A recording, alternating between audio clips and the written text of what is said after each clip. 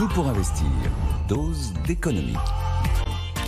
Et un nouvel épisode de la guerre commerciale qui est pour le coup franchement déclaré. Bonjour Nicolas. Bonjour. 20% de taxes en plus pour les produits exportés depuis l'Union européenne, 25% pour les voitures, 34% pour la Chine et le Japon, 25% pour la Corée du Sud, 10% pour le Royaume-Uni, 31% pour la Suisse. On n'en peut plus de ces chiffres. Mais qui va payer ces taxes, Nicolas? Juste une précision, je me suis trompé, c'est 24 le Japon, pas 34. 24, Bref, qui va payer? Tout le monde en fait va payer. Le consommateur américain, on l'a dit 1000 fois, c'est lui qui va être le premier à payer par l'inflation. Enfin très franchement, vous prenez les 34 supplémentaires sur la Chine, on est à 54 là. 54, ça veut dire, est-ce qu'il y a beaucoup de consommateurs américains qui sont prêts à payer 50% plus cher leur iPhone qui vient de Chine ou leur paire de Nike qui vient de Chine? Je sais pas, on verra. Ensuite, le producteur qui exporte vers l'Amérique, par le recul des volumes exportés. On a eu les chiffres hier de la Fédération des exportateurs de vins et spiritueux. Ils nous disent que là, les droits de douane, ça va représenter 20% d'exportation en moins depuis la France. Ça veut dire qu'on exporte 3,8 milliards d'euros de vins et spiritueux, vous retirez 800 millions d'euros. Voilà. Et puis, le producteur sur le sol américain subira les droits de douane aussi, puisqu'il y a des quantités de matières premières qui arrivent sur le sol américain, notamment dans l'automobile, qui subiront des droits de douane et produire une voiture sur le sol américain. Ça a beau être du Made in USA, ce sera plus cher. Donc, à l'arrivée, c'est toujours la même histoire qui est vraiment validée, confirmée par les retours d'expérience. Ça veut dire moins de croissance, ça veut dire probablement plus de chômage et on commence à évoquer la récession des États-Unis en tête d'ailleurs. Nicolas, pour vous, ce qui va se passer maintenant ne fait pas l'ombre d'un doute. Pas l'ombre d'un doute sur le long terme. Une guerre commerciale aussi violente et aussi mondiale, c'est un jeu à qui perd, ça on le sait. Alors maintenant, là, tout de suite, il y a encore une marge de négociation, puisque le déclenchement, la collecte des droits de douane débute entre le 5 et le 9 avril. Ça veut dire qu'on ne sait jamais. Peut-être que l'Europe va trouver un terrain de négociation avec les Américains. Imaginez que les Français disent, alors normalement, en matière commerciale, c'est l'Europe qui parle, mais enfin, tout est possible. Écoutez, finalement, on fait comme les Anglais. On abandonne la taxe GAFA. Parce que les Anglais, ils ont abandonné la taxe GAFA, ils sont à 10% de droits de douane. Voilà. 10 de moins, tout simplement, que chez nous. On verra ce qui va se passer. Ce matin, Ursula von der Leyen a pris la parole très, très, très tôt au petit matin, vers 5h du matin, pour dire que l'Europe était prête encore à négocier avec les États-Unis. Mais oui, effectivement, ça ne fait pas l'ombre d'un doute. L'histoire économique est hyper bien renseignée sur les effets du protectionnisme. On sait très bien que si on atteint les 60%, il n'y a plus rien. Tout s'arrête. Voilà. Il n'y a plus d'échanges commerciaux. Et je vous rappelle que la Chine, on est à 54% avec les annonces d'hier, malgré tout. Prenez 1930, le All Smooth Tariff Act décide de mettre des droits de douane importants et le commerce mondial va chuter de 60%. On sait qu'effectivement, ça provoque, quoi qu'il arrive, c'est toujours pareil, l'histoire du frein sur la voiture ou des barrières, vous bloquez. Quand on bloque, ça a des effets absolument indiscutables. Après, on peut imaginer des stratégies de contournement un peu perverses, d'ailleurs. Je ne sais pas si vous cherchez une idée de business à monter, peut-être qu'il faut aller monter un cabinet d'import-export en Guadeloupe, par exemple. Parce que la Guadeloupe, c'est 10%. Donc tu pars de la France, tu vas en Guadeloupe, et de la Guadeloupe, tu ne payes pas 20, tu payes 10. Alors pourquoi la Réunion, c'est 34 ? Ne me demandez pas pourquoi. Pourquoi Saint-Pierre-et-Miquelon, c'est 50 ? Est-ce qu'ils ont gardé en mémoire le fait que c'était une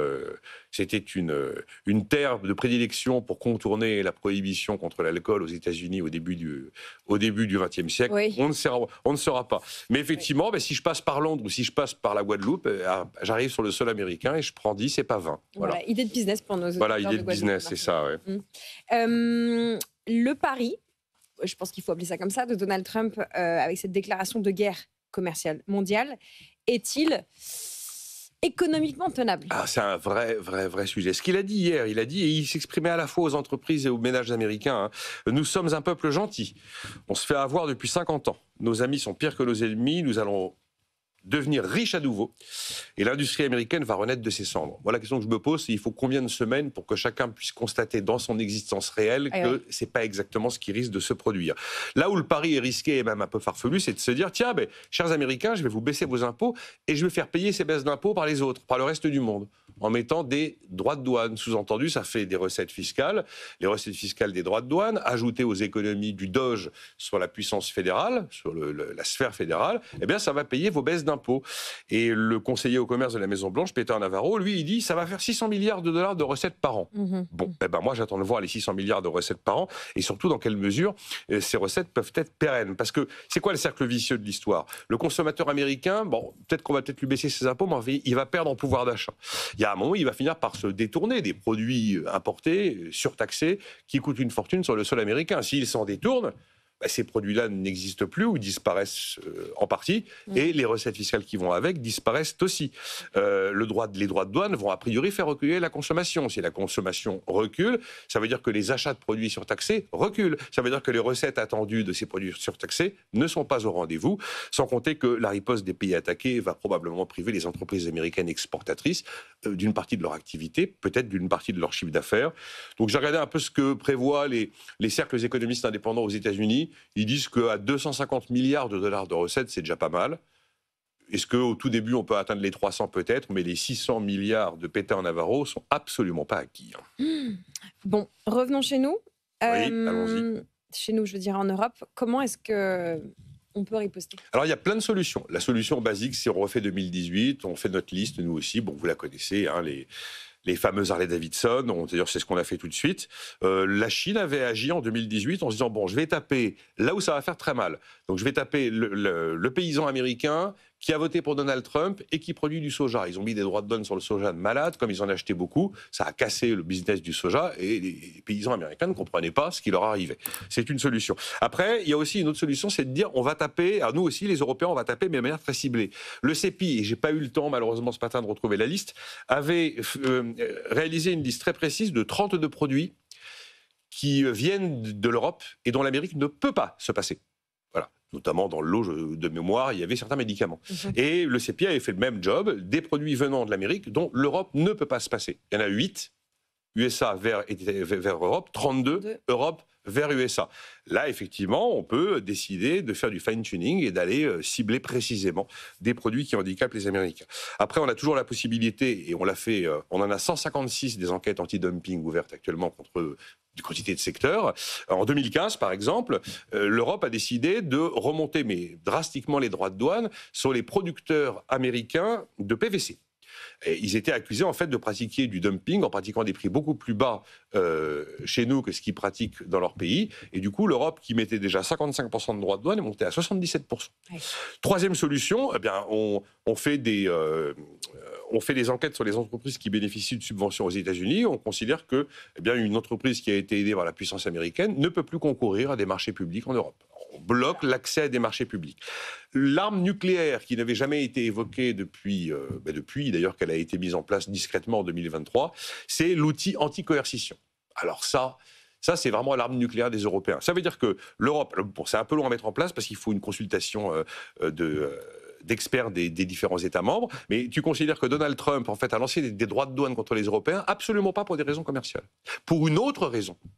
Une autre raison qui, en l'occurrence, serait le fait qu'on fasse machine arrière sur le DSA et le DMA, les deux réglementations que les Européens ont mises en place sous la houlette de Thierry Breton pour encadrer, pour réguler les activités des géants du numérique. C'est utiliser le commerce pour autre chose. À ce moment-là, l'arme du droit de douane, ça s'appelle de la coercition. Et derrière, cet outil anti-coercition des Européens, alors permet des ripostes tous azimuts, avec tout type d'outils, puisqu'on n'est plus justement uniquement dans la relation commerciale. Ça veut dire que ça peut être effectivement imposer des droits de douane, ça peut être fermer des marchés publics, ça peut aller jusque cibler des personnes physiques. Ça veut dire considérer, par exemple, que telle personne aux États-Unis n'a plus le droit de se poser en avion sur le sol européen et d'y entrer. Voilà. Bon. Et puis ensuite, l'OMC, j'y crois pas trop. Après, renforcer les coopérations avec les autres régions du monde, il n'y a pas que l'Amérique sur Terre. Et puis, il faudra dialoguer avec les États-Unis. Visiblement, c'est ce qu'on s'apprête à faire. Le problème, c'est qu'en Europe, comme toujours, on ne parle pas d'une seule voix. Tous les pays ne sont pas pénalisés de la même manière. Pour l'automobile, c'est l'Allemagne principalement. Et puis aussi, il faut obtenir le soutien des États pour éviter une cacophonie généralisée. Et ça va être un sacré dossier à suivre, absolument. Cette riposte, ou plutôt ces ripostes. Surtout qu'on n'a pas tout sur les droits de douane. Il y a des secteurs où l'Amérique ne s'est pas encore prononcée. Et voilà, on a hâte d'avoir la suite. En tout cas, ce qui est sûr, c'est qu'on a un peu moins d'incertitude. Et ça, on va voir ce que ça veut dire pour nous, investisseurs particuliers. Nicolas Dose, ce décryptage précieux de ces droits de douane américains, des conséquences et des ripostes possibles pour l'Union européenne.